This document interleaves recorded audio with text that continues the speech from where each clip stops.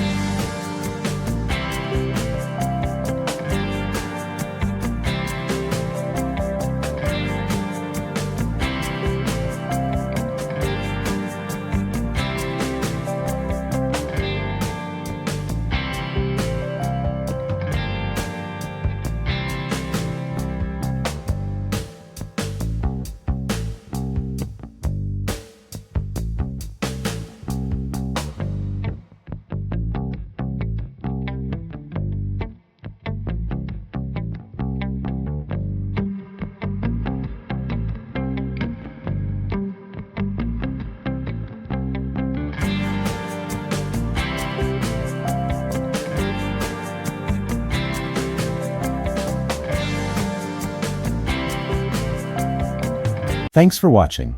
If you found this helpful, please like, share, and subscribe for more exam-related content. See you in the next video.